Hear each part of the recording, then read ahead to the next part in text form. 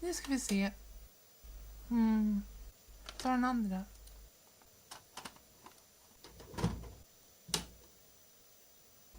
FX-spel brukar fungera. Nej. Självklart. Man kan alltid lita på Super Metroid.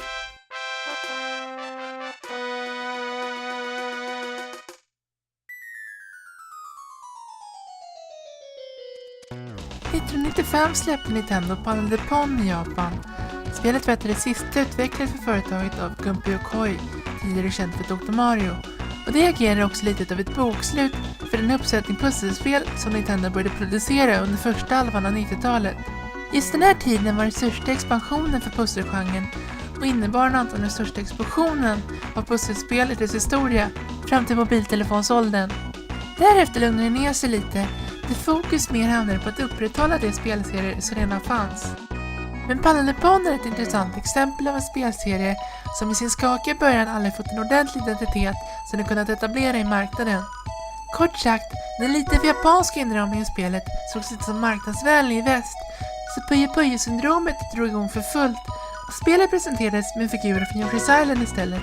Och en ny titel som skulle ha en extra deltagare från marknaden, men i slutändan bara betyda trubbel.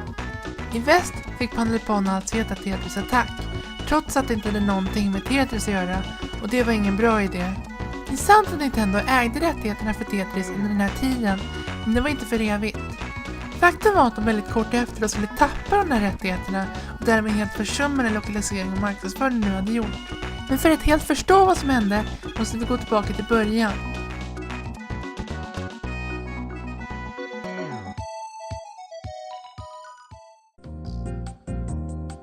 Efter att Alexei Pajitnov utvecklade Tetris spelade spelet och blev populärt inom Sovjet för att sedan leda sig utanför landet in i västvärlden. Populariteten var lite läskig eftersom Alexei huserade en kommunistisk regim där det var lite sådär med att tjäna stora mängder pengar. Därför överlät han rättigheterna för Tetris till Sovjets regering, vilket var en vanlig väg för att få tillstånd till sådana aktiviteter. Om vinsten gick till staten var det lugnt. Så från start var det Sovjet som ägde Tetris. Anteckna här, det kommer komma tillbaka. Samtidigt i Storbritannien fick en gubbe som heter Robert Stein upp ögonen för Tetris och bestämde sig för att han tvunget skulle få rättigheterna till spelet eftersom det såg ut att kunna bli en riktig kassako. Vilket han såklart spådde helt rätt i, men råkade bli så pass ivrig över de här affärsplanerna att han började sälja vidare varumärket innan han själv ens ägde det. Något som såklart blev lite snopet när han inte kunde köpa de här rättigheterna och kom hem från Sovjet tomhänt. Men då var snöbollen redan i rullning. Pirat-Tetris gick från Mirrorsoft och Spectrum Holobyte vidare till Bulletproof Software och Atari vidare till Tengen. Plötsligt fanns spelet på alla plattformar runt om i hela världen. Nintendo blev också intresserade, speciellt inför att lansera spelet på Game Boy. Till skillnad från alla andra intressenter gick de däremot direkt till källan i Sovjet och fick genast lite försprång över konkurrenterna som snart listade ut att de inte hade några riktiga rättigheter. Att Nintendo hade lite mer pengar än de andra företagen hjälpte i övertalandet och de kommande rättegångarna blev rätt rakt fram eftersom ingen motståndare någonsin hade suttit på några egentliga rättigheter till spelet. Därifrån hade Nintendo full fart framåt med Tetris som de släppte till alla sina enheter och snart började mörka lite mer pengar ur med variationer som Tetris 2, Bomblis och slutligen Tetris Attack, som såklart var den västerländska ommålade versionen av Panel Pon. Hank Rogers, som var ansvarig för Tetris då, tyckte inte det var någon bra idé eftersom spelet inte hade någonting med Tetris att göra, men de snart övertalat till andra tankar med pengar. Peng. Någonting jag sedan ångrade för att det förvirrade varumärket, men mer ånger än Nintendos amerikanska division har haft när Ryssland efter 10 år gav tillbaka Tetris-rättigheterna till Alexei Pajitnov samma år som Tetris Attack släpptes. Det var det så att du skulle komma ihåg förresten med Tetris och rätt Ryssland. Med det skapades Tetris-företaget och Alexei tog stengrepp på varumärket med strikta riktlinjer för hur Tetris-spel ska fungera, vilka funktioner som ska infinna sig och hur spelet ska presenteras audiovisuellt. Tetris Attack fick få ta dike på den fronten och det blev därmed olagligt för Nintendo att bruka det väldigt kortlivade varumärket. Det här innebar att Tetris Attack bara inte fanns i en iteration, men tack vare Tetris till namnet är det ändå en storsäljare och antagligen den mest kända varianten av det här spelet. Något Nintendo däremot inte kunnat utnyttja alls eftersom de inte har rätt att bruka titeln. Det här har inneburit att Tetris Attack har uteblivit från direkt återsläpp via Virtual Console och minivarianten av Super Nintendo, samtidigt som den närmast identiska Panelepon har haft fritt fram på de plattformarna borta i Japan. Där borta har Panelepon kunnat etablera sig som en stadig och konsist spelserie, men den dåliga starten här i väst gjorde att serien aldrig fick någon bra startsträcka att bygga fart på när det konstant bytte titel och identitet. Spelets andra inkarnation, Pokémon Puzzle League, beslöt seriens nya namn i väst. Trots att ligorna är ett återkommande inslag i Pokémon-spelen var det inte för specifikt så det fick duga, och därefter har alla efterföljande spel fått heta Puzzle League i väst, även fast det inte haft någon Pokémon-anknytning. Resultatet blev att spelserien utan stadig identitet som bytt namn och tema mest är känt bland inbitna spelare än den stora massan. Tetris Attack ses av många som en absolut klassiker, tyvärr oftast omedvetna om att serien levt längre än så. Men för de flesta lite mer vana spelare är Puzzle Leagues identitet tydlig. Det är rejält välälskat och konstant kritikerrosat, till den grad att det för mig nästan blir lite kliché att mest i artiklar och recensioner pusselspel summeras till om det är bra, fast inte lika bra som Tetris Attack. Så vare sig vi pratar Panelepon, Tetris Attack eller Puzzle League fungerar spelen detsamma. Spelaren möts av ett bräde färre block som långsamt täcks upp från botten av skärmen mot taket. Målet är att på horisontala planet skifta plats på klossar så att en rad av 3 eller fler skapas, vilket eliminerar pjäserna och skapar ny yta. Om blocken når taket är spelet som väntat förlorat. Väldigt simpelt men mångsidigt. Spelet brukar ibland ses på som den första Chariki-klonen, men jag anser att spelet redan är ett år efter var mer avlägsnade Chariki än vad dagens 3 radspel är 24 år senare. Nej, andra spår är tydligare. Konceptet med att bara likvärdiga pjäser i rad var redan trött standard i det här laget. Intressantare är hur blocken matas fram som på ett rullband. Tankarna dras till Palamedes, Magical Drop och Puzzle Bubble som inspiration. Men det mest misstänksamma förlagen för mig är det okända Mega Panel till Mega Drive. Här är vi verkligen rakt av de rullande blocken som ska paras efter färg. Den enda konkreta skillnaden är att blocken styrs mer som ett glidpussel än att spelaren fritt kan vandra över planen och flytta saker lite hur de vill. Vi ser till och med en tydlig föregångare till snabbspolningsknappen, men där får spelaren själv bestämma om takten blir för långsam. Det är något som blir extremt tacksamt om man lyckas tömma nästan hela skärmen och måste vänta tålmodigt på nya block. Det är för mig helt obegripligt hur det här inte har blivit universell standard för genren sedan dess. Metis var smart nog att förstå styrkan i snabbspolningen i alla fall. I grunden är det inte mycket mer än en vertikal variant av Puzzle League, så det kanske mer var en nödvändighet än något aktivt beslut från utvecklarna, men det var bra att de gjorde det i alla fall. Något jag också direkt slås över efter att ha spelat många tidigare pusselspel är hur otroligt innehållsrikt det här spelet är. Standarden brukar vara 2 eller på sin höjd 3 spelval plus flerspelarläge. Här har vi istället alla tänkbara variationer, som att pussla bort allt ovanför en linje eller att lösa en härva med ett strikt begränsat antal drag. Något som kan bli jävligt svårt. Därutöver har vi det typiska tidsläget och maratonläget tillsammans med en liten pöjeliknande handling när man möter andra figurer på duell. Det här är ju det ribban för andra spel, och om det inte tar med sig snabbspolningen tog det definitivt med sig det här. Den breda variationen får verkligen Super Nintendo-spelet att kännas som det första riktiga moderna pusselspelet.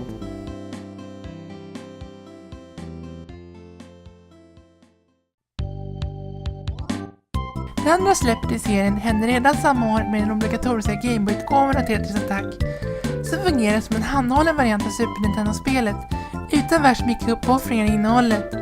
I Japan sågs ingen Gameboy-variant av Panelepon. Istället släppte det västerländska spelet som Yoshi no Panelepon. Det här gick full cirkel med lokaliseringsförvirring när Nintendo också samtidigt sände Yoshi no Panelepon via Satellaview-tjänsten. Vi tittar alltså på ett spel som lokaliserats från en marknad till en annan och sedan lokaliseras tillbaka till den gamla marknaden. Nu rörde sig det visserligen om en strömningstjänst, så de lurar i alla fall inte pengarna någon att faktiskt köpa spelet 2 gånger. Fast jag har köpt det här spelet 1, 2, 3, 4... Tydligen ska Yoshi no Panelepon ha varit ett av de spel som sändes längst tid via tjänsten, från ett halvår efter att det startade ända fram till slutet. Och därav är det också ett av de vanligaste hitta nedspara på kassetter på andrahandsmarknaden. Det var en sak man kunde göra med satellitspelen då, och det är därför vissa fortfarande går att spela. 1998 sändes en väldigt nedkortad variant av spelet som mest består av linjeläget. Det hela verkar vara kopplat till någon tävling eller så eftersom man möts av information med en faxadress på resultatskärmen. Med nya konsolgenerationer har man spelat in med ett Pokémon-tema i Pokémon Puzzle till Nintendo 64 och Puzzle Challenge till Game Boy Color. Nintendo 64-spelet utvecklades specifikt för den västerländska marknaden och släpptes aldrig i Japan. Vi fick däremot Color-spelet så de satt inte helt tomhänta. 64-spelet gör några små experiment i tillägg. Tydligast är väl kanske det nya 3D-läget där man får spela på en cylinder, men i praktiken blir det mest att man har en väldigt bred spelyta med dålig översikt. Att man får välja att spela som olika Pokémon känns som gjort för att det ska skapa dynamik med olika elementfördelar i duelläget, men tydligen är det här enbart kosmetiskt. Missa tillfälle. På det yttre har de baserat sig på animen, vilket jag tycker förtar lite från spelet med de ganska fåniga mellansekvenserna och något påfrestande rösterna. I'm gonna win! Keep on trying! I'm gonna win! Däremot så har de av någon anledning valt att göra Jolteon till Homer Simpson, vilket jag tycker är helt fantastiskt. Min absoluta favoritdel med det här spelet är koden man använder för att låsa upp Mewtwo-läget. Du håller in Z och knappar in B, upp, L, B, A, start, A, upp, R. Tydligen kan man alltså skriva Bulbasaur på Nintendo 64-kontroll. I kontrast tycker jag att Puzzle Challenge håller bättre. Spelet utvecklades av Intelligent Systems precis som originalet och känns mer fokuserat i att inte försöka återskapa aspekter från tv-serien. Vi ser de gamla vanliga spellägena med det monumentala tillägget av en sparfunktion som kan brukas när som helst. Den här graden av användarvänlighet var verkligen inte vanlig för bärbara spel på den tiden, så det känns faktiskt snudd på revolutionerande. Color-skärmen ger också spelets färdigblock mer rättvisa än det tidigare Gameboy-spelet. Det blev alltid lite problem när de försökte överföra färgbaserade pussel till Gameboy, eftersom paletten var begränsad till svart, vitt och 2 nyanser däremellan. Tetris Attack på Gameboy gjorde rätt val med att fokusera mer på symbolformerna, men färgtillägget till Puzzle Challenge blev ändå lätt överlägset där. Det kanske märkligaste inslaget med det här spelet är den väldigt dolda hemligheten som gömmer sig där i. Om man stoppar kassetten i en standard Gameboy och på felskärmen trycker A 24 gånger och sedan B 24 gånger och man spelar Pandlepon. Jag har ingen aning varför det här finns på kassetten och varför de ville dölja det så hårt, men det finns där. Det här går också att komma åt i senare Gameboy-modeller som är kompatibla med Color-spel. Från startskärmen trycker man upp 2 gånger, höger 4 gånger, ner 1 gång, vänster 10 gånger, upp 4 gånger, höger 1 gång, ner 6 gånger och sedan B. Där visar den svartvita felskärmen där man sedan får trycka på A 24 gånger följt av detsamma för B. Det konstigaste är att det här bara går att göra på västerländska versioner av spelet och inte den japanska. Så vi har alltså ett Pandlepon, ett spel som är designat för Japan, som är exklusivt till väst och...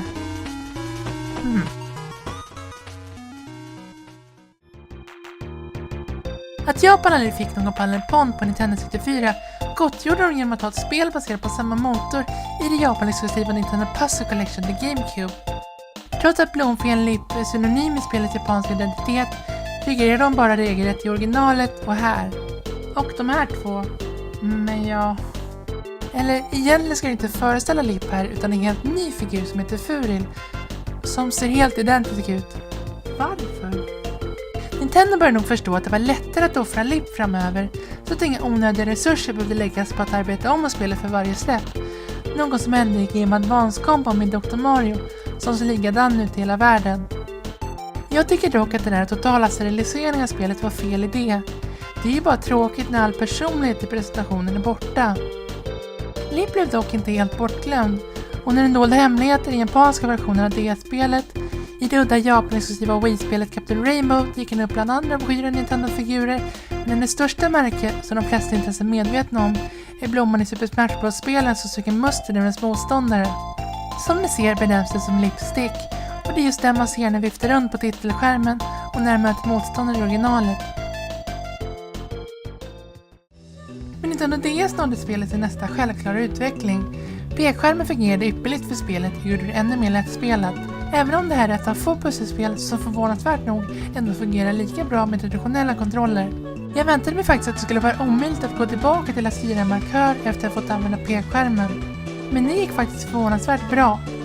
Finast är hon gör det till ett helt fritt val att spela spelet horisontalt eller vertikalt och man kan skifta mellan kontrollscheman när man vill.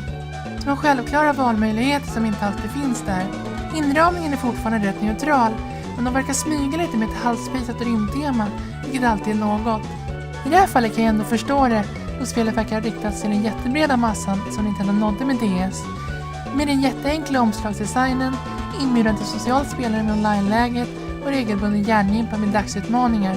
Mitt begagnade exemplar hade en samling sparade repriser signerade mamma, om det förtydligar ytterligare för dig. Inte för att mamma inte kan spela spel, men om vi går helt på stereotyper här är det ju ganska passande. Mitt enda problem med spelet är tyvärr tillräckligt illa för att göra det halvt ospelbart för mig. Nämligen att de gjort animationerna när block elimineras överdrivet långa till punkter när det blir direkt frustrerande. Det hela sänker takten på spelet markant, då snabbspolningen blir låst under de tillfällena. Det blir lite som att snabbspolningen inte finns alls då. Det blir närmast natt och dag att jämföra det här med någon av de rappare utgåvorna, vilket verkligen inte borde vara fallet nu när man tillåts att agera ännu snabbare med pekskärmen.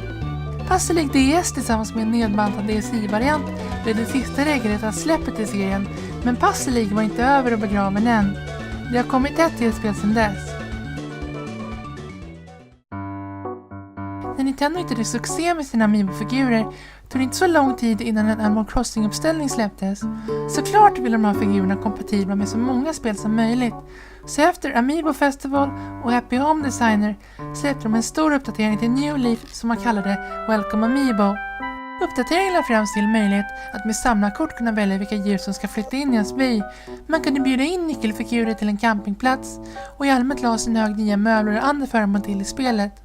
Mest intressant för oss är föremålet New Nintendo 3DS och spelet som det innehåller, men det är ett föremål som är kraftigt vinklat mot Amiibosarna. Tanken är att man ska bjuda hem någon favorit och köpa 3DSen av dem.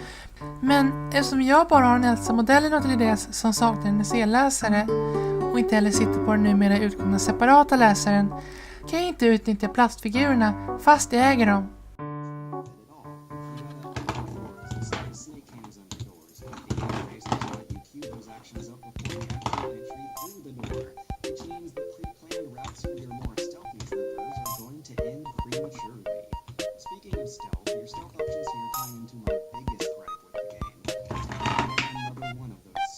Den andra vägen för oss Amiibo-lösa är att vinna en Nintendo 3DS i en lyckokaka. Ett föremål som säljs i 2 exemplar dagligen för Playcoins. En specialvaluta man får genom att använda 3DSens stegräknare och så kan användas i flera spel. Problemet är att du bara kan tjäna 10 mynt om dagen och att Animal Crossing bara säljer 2 lyckokakor för 2 mynt vardera om dagen. Och sannolikheten att få en 3DS lyckokakan är 1 på 57. Jag fick alltså helt enkelt konstant lura enheten med datumändringar och skocka sönder stegräknaren för att tjäna tillräckligt med mynt för att datummanipulera spelet att det är en ny dag, så att jag fick köpa fler än 2 lyckokakor.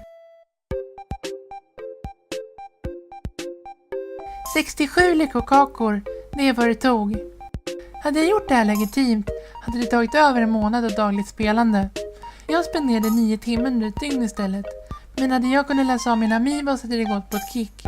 Det är klart tydligt att det vill att man ska använda Amiibos, men med envishet fick jag henne som jag ville, och på 3DS gör sig såklart det senaste Puzzle League-spelet.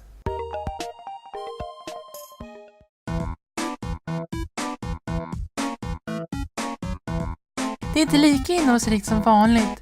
Tydligast är avsaknaden av flerspelarläget, men märkligast är att det inte längre kan spelas på pekskärmen. Och New Leaf är annars ett spel som inte skuggar undan från den. Eftersom jag totalt älskar estetiken i Animal Crossing-spelen är jag alldeles förtjust i det här. Den snälla och välartade karaktären avspeglar sig i att spelet är lite lättare än andra Puzzle League. Och att spelaren belönas med en specialmanöver som tömmer en hel horisontal rad om man gör bra ifrån sig. Något som kan verka obalanserat vid första anblick, men mest framstår som det stödhjul det är när man inser att det inte ger några poäng alls. Pricken över i gullighet är hur en bra blocken är frukter och en dålig är godis. Jag tycker mest det är synd hur gömt det här spelet har blivit. Det släpptes i en uppdatering till ett då 3 år gammalt spel. Den största initiala användarskaran hade redan gått vidare då. Att spelet också är dolt bakom Amiibos gör inte saken bättre för att göra det här tillgängligt. Det är så dumt då 3DSen till och med visar sin startskärm när man börjar spela. Som att det är så uppenbart borde vara sin egen separata spin-off. Som det är känns spelet mycket mer vinklat åt folk som gillar Animal Crossing än Puzzle League. Utöver att Amiibos drastiskt underlättar åtkomst till spelet går det också att använda när man sedan spelar. Så även om spelserien lever vidare i det här bara 2 år gamla tillägget är det inte lika självständigt som det en gång var. Puzzle League har minst sagt en rörig historia. Från komplicerade rättighetsrötter till den kaosartade identiteten och att versioner av det bokstavligen görs undan. Trots komplikationerna är själva spelet i sig väldigt bra och var framförallt en stor utveckling för genren när det släpptes. Det är utan tvekan Nintendos mest kända och välförvaltade pusselspel efter Dr. Mario och om möjligt ännu mer populärt. Det går verkligen inte att underdriva hur mycket folk tycker om det här spelet. Det går konstant listat högt bland favoriter och används som måttstock för kvaliteten i andra pusselspel. Det är inte min stora favorit personligen, men jag kan helt klart se hur bra men också inflytelserikt och viktigt det är. Vid det här laget tycker jag att den lite identitetslösa riktningen mer bör användas som en styrka än en svaghet. Spelet har redan kopplat sig till Yoshi, Pokémon och Animal Crossing. Jag skulle älska att se spelet låna andra Nintendo-varumärken framöver. Jag har dock en liten föraning om att spelet kanske kommer stanna med Animal Crossing en liten stund till. Den senaste inkarnationen skulle må bra av en chans till efter att det gick de flesta bakom ryggen. Och att P-skärmen saknades är ju nästan lite förpassande för att bara flytta över rakt av till det nya kommande Switch-spelet. Men vi får väl se. Jag tror mest att jag gillar idén med att Animal Crossing förvaltar pusselspel som väldolda hemligheter. Som den där andra gången.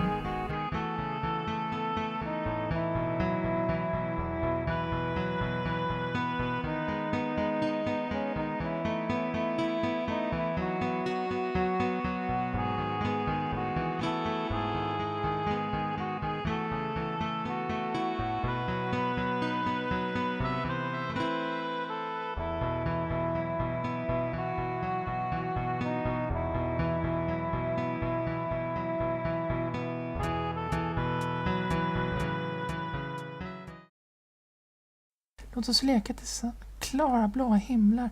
När blev Nintendo en religiös sekt?